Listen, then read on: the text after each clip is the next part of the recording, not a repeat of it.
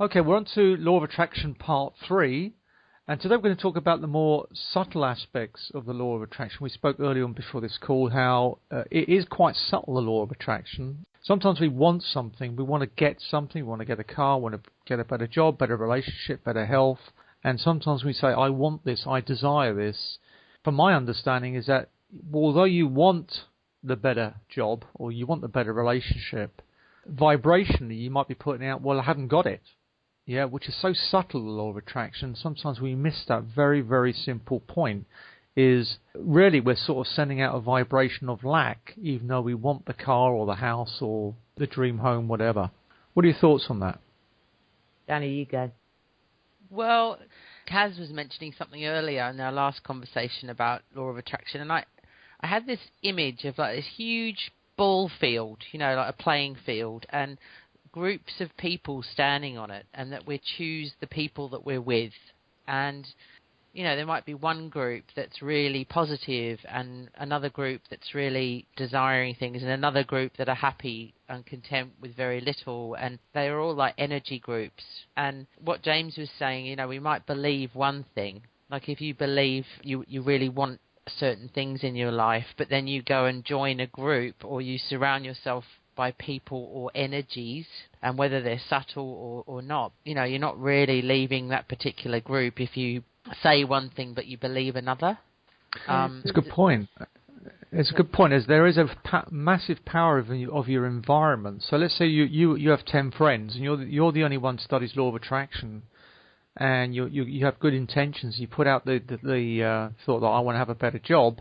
And then you go and hang out with your friends, and they talk about how you can't get what you want. The people around you will affect you more so than you trying to be positive, because they say you become the average of the 5 people you hang out with. So environment is a really powerful factor, which a lot of people who study the law of attraction are kind of alone in it. And then they go and see their friends and family, and then people tell you how it can't be done. Your vibration gets flooded by other vibrations. Or you work for a company that you really hate being at that company, and everyone in the office feels the same way as you, and you think, I really want a better job, I'm going to get one. And then, every lunchtime you all go down to the canteen or whatever, and you're all sitting in a group moaning about the job, and you can't help being sucked into that energy. Yeah. It's very hard not to go along with when everyone's moaning and whinging or bitching about each other and the boss and whatever. It's kind of very hard not to get sucked into that without actually leaving the environment. You're fearful of leaving because you can't pay the bills, so you hang around there until you find a better job. But being in that energy, you end up staying there. Yeah, so environment is really important when you're working with the law of attraction. It's not just you, it's all around you. Your environment is the way where you live in, the people, your neighbours, and just to be careful about who you, as I say, discuss things with, because that will affect your vibration. What do you think, Kaz?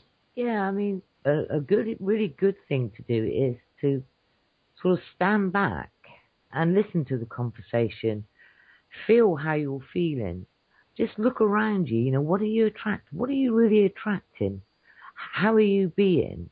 You could say go off into your private space. You've got your vision board. You've got this. You've got that. And you can feel really great. And then later on, you're counteracting it straight away. By saying, yeah, this don't work, that don't work, yeah, life is horrible, blah, blah, blah.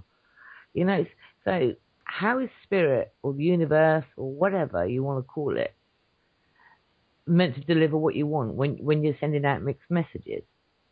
Yeah, that's it. Exactly. It's hard because it's life. It's real life, isn't it? I mean, your best friend can be the most miserable person going and the most negative person going. I'm not saying you have to drop your friends.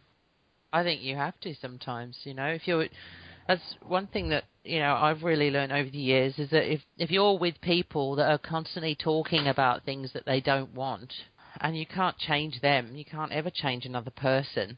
Sometimes you do have to take radical moves and change your whole, it's better to be alone, I think, than be with people that are pulling you down, even if they've been your best friend. There's no point in staying with someone for the sake of friendship or a long-term friendship. I can't just do this, I can't just dump them or whatever. There's a lot of big choices to be made, hard choices to be made, I think, when you're changing your life. Well, sometimes you can't drop your friends. You might have been friends with them for years and years. Maybe you just got to keep. Like, there's one or two people I know who are friends, and they seem to always struggle all the time. And I think, God, I worked out my average 5 friends, and 3 of them are struggling, and I'm struggling.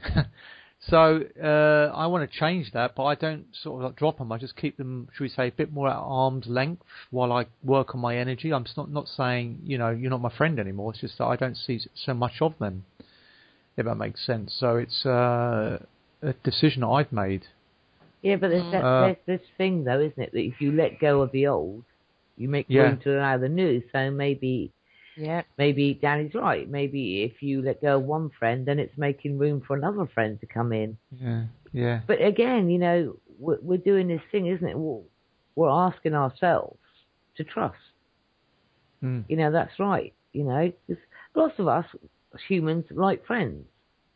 We like to have the company. We like to have the backup and everything else. But it's just what sort of backup and what sort of energy that you're living within. Yeah. And one of the lessons of law of attraction is if I go for this money, then I'm going to start losing my friends. And what happens with the people studying law of attraction is they sabotage themselves and prefer to be with the friends and go for the new job, the new way, the new neighbourhood, and so on. The safety of the old. Yes, the safety of the old pulls you back. The vibration of the old pulls you back because it's safe, and the vibration of the new job, the new way, the new career, the new health is scary. I think taking a break, even if it's a forced break, is a really good idea if you've got friends that... I had a friend overseas that when I lived in that particular country, we were the best of buddies. We had so many laughs together. We were both expats. We just clicked, and we were making the best of being in a very difficult place. And I lost contact with her and then moved, and about a year and a half later after moving, a lot had changed in my life, and I'd changed and grown, and I thought, I'm going to look her up again. And we started Skyping, and I realized what a somber person she is. And although she's, we had great times together then, I was in a not a brilliant stage of my life then. And everything's so, we grow and we move, and then we get back in contact with this person and see them for who they really are, and we've perhaps changed. And I actually stopped contact with her after 3 Skype calls because I realized she had not moved on at all, and I had. And I was very tempted to keep talking to her, having got back in touch with her after all this time, and we were both glad to talk to each other, but I realised it's just not going to be fruitful for me. So in circumstances like that, it's like a question you might want to ask if you're around a friend is, what is this person doing to me? In terms of, well, how is this a person affecting me? Yeah. And you'll find out in many cases, well, they're complaining a lot, and it's making me feel, it's kind of like lowering your vibration. Whereas a couple of years earlier, I might have, that been complaining as well, and that might have been a positive thing for me then, because we were, sisters in arms, as it were. And then, yeah. And of course, I remember Harv Eker, the guy he's like a Tony Robbins, and he says, when you complain a lot, he says you end up becoming a crap magnet. You just attract crap into your life, when you keep complaining and blaming, because they are effectively, complaining and blaming is a vibration. It's a vibration and an energy field, and there's nothing wrong with it. It's just that, and then sometimes we need to complain because we're feeling in pain, but if we're constantly dwelling on that, we just attract so many difficulties and struggles and bad luck. Talking about stuff, is also... this car accident that happened, I haven't told anyone about it because I know they'll all be going, oh, that's terrible, and the people that I could tell about that would see it more negatively than I do. So I just don't want to discuss it at all. Yeah, and one of the dangers, I think, of the law of attraction is, let's say you have a car accident and say, well, I attracted this car accident, and then it's a kind of a form of self-terrorizing. It's my fault, I did it, it was my vibration, there's something wrong with me because my vibration brought this terrible situation. And so sometimes it can be a bit of a danger with the law of attraction. If we read into it too deeply, we can actually be, whipping ourselves on the back because we brought in this bad luck. Why did I do accident. it? What am I Suddenly, punishing? What have I done something wrong? Is it my karma? vibration's out. Yeah, my vibration's obviously not working properly. There's something wrong with me. I've got to fix something, and then you're in a very negative spiral with the law of attraction if you're not careful. And this is one of the subtle things of law of attraction that we've got to be very careful about. It's very tempting to think, oh my God, I'm really positive, and there I am having this accident.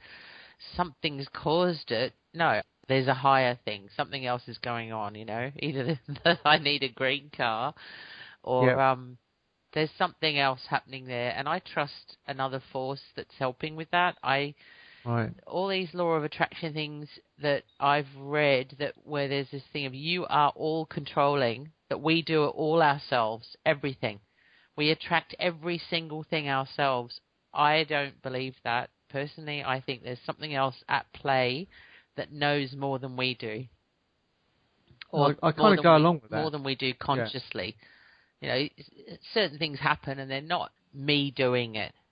If you're having a bad day or a bad week, and years ago I remember spending 3 days at home in pajamas doing this classic kind of eating ice cream in pajamas, feeling down thing that is not really me at all. But I decided to get up and go out, and I was walking down the street, and I thought I did the right thing coming out. There were flowers, and this little old lady's walking towards me, and she says, "Yes, you did," as if I'd said it out loud, and I hadn't said it out loud. It was like, and I haven't. I mean, maybe I have. Have I attracted her to be in my environment at that time, or has something else, or was she just listening to my thoughts because she can hear things?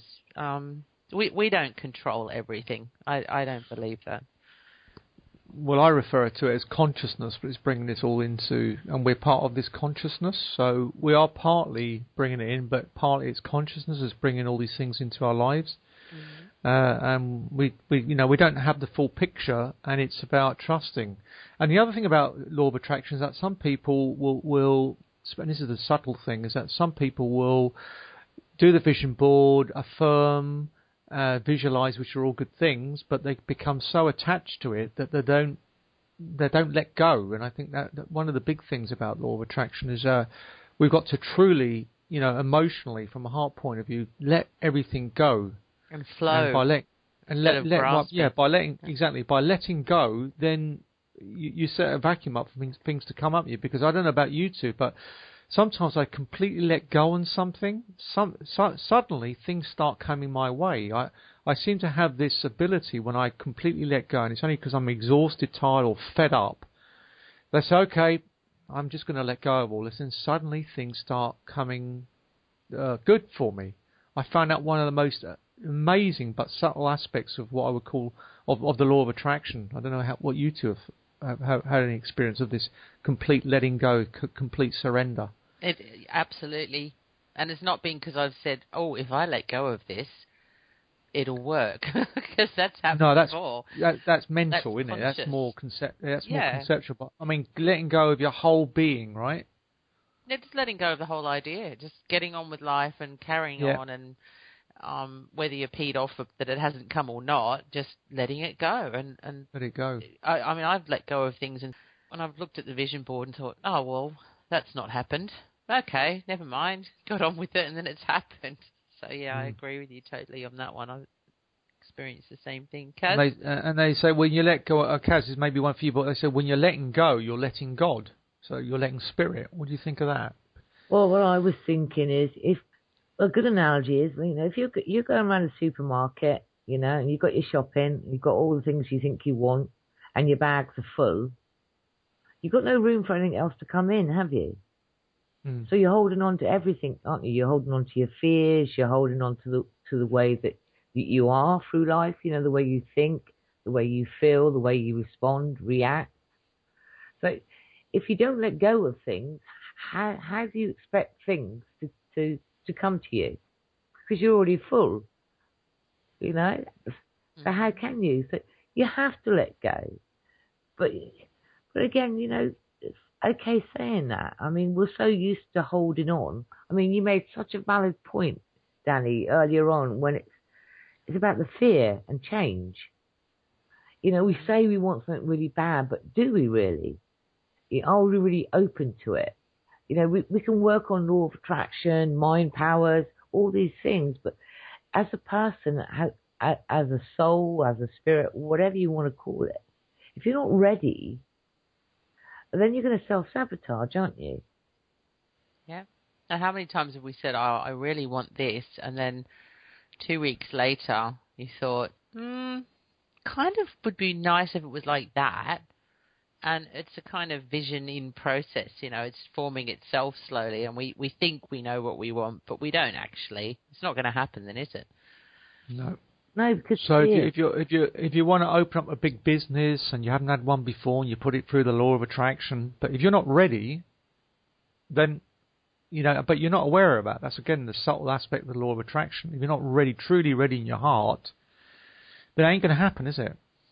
It's really hard, isn't it, to get... We can have an understanding of all this, but the understanding I have then is of letting go, knowing what you want, being really clear about what you want, visualizing it, making a vision board if that helps you. It does help me because it's visual. And then letting it go sufficiently to let it come in, and trusting and having faith. So there's all this balance, this whole balance of knowing what you want, being clear, aiming for it in your mind and in your mind's eye, and then letting it go. I mean, you know, a lot of juxtapositions going on there, and we're only human. If you think about it, we're governed by fear. We're brought up on fear. You know, when you're children and you're going out. I mean, I found myself saying it to my children until I realised it. You know, okay, where you going? Okay, be careful. Yeah. No, watch that road. It's dangerous. No, don't do that. No. We're sort of flooded with fear without even knowing it. And we're doing it as parents, aren't we? Because we care. But what are we... We're trying to protect our child. Yeah. But what are we actually saying to them? Be careful. The world out there is scary. But that's the problem. There's one I tell my son, there's, 99% of out of every 100 people, there might be one bad egg that's not bad, but they just don't know what they're doing, or they've lost their way. And they can cause a lot of problems and pain for other people. What are we teaching? It's exactly, but that's why. I mean, when I say to him he wants to ride around the block on his bike, and I'm really worried. He has a disability, and he doesn't really know how to deal with people very well. And the other day there was a drunk man, apparently.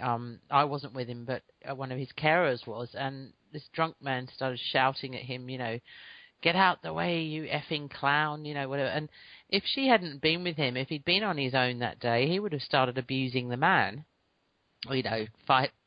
Saying, don't be so rude, you're a rude and getting into a tussle or a fight or a problem with that. So, and I always saying to him, if you come back here within 5 minutes, so I know he's always really close by, but we do it to protect our kids, saying, because I'm worried. He says, why? And I say, because I'm worried. I want to know you're okay. What? Yeah, I mean, how can we do that unless we go and live out in the countryside and we know all our neighbours? How can we have enclosed societies like a lot of the places in the States have these, communities that have gates and lockdowns and all the rest? I mean, how can we really know that they are going to be safe? And that's where faith and sensibility are at conflict, with me anyway. Okay, we're going to wrap up on this. Perhaps, Kaz, you can help us summarise what we've been covering today. Yeah, I mean, we've been talking again about the law of attraction, but it's also all the subtle things that go along with the law of attraction. Who do we mix with? What are our... Do we really want what we're saying we want, And the fear. It's the fear doing the self-sabotage. Yeah. So it's so much more than the law of attraction, isn't it? It's so much more than what's put out there. And do we trip ourselves up because we're used to the same? And, what happens if I actually get that £1 million, or what happens if I actually get that person that I want to attract into my life? All that subtle stuff goes on in the background, and we are all connected. I don't, Yeah. It's a bit like looking at an iceberg. You see it in the ocean. It's popping up from the sea. If you took the sea away, you're seeing about 10-15% of the iceberg, but there's a lot underneath that you're not seeing, and that's where I think the law of attraction is working as well as under the sea, at the bigger part of the iceberg, which is the beliefs. That's a great. Yeah, the beliefs, the fears, the mixed messages, all the other things, the letting go issues that we talked about. So it's a very, law of attraction works when you fully understand it. If you don't fully understand it and take it on a superficial level, it can actually cause a lot of people a lot of disillusionment and damage, hence our discussions. But to end on a positive note, I agree with that very much, James and Kaz. I think people should always keep thinking about what they want. Yeah, I agree. And aiming for what they want, because often, even if you get what you don't want first, in order to find out what you want, the whole thing is to really be clear on what we want as people, truly want. Yeah, and focus on that. Yeah. Great. Good call. Yeah, thank you both. See you on the next one. Yeah. Okay.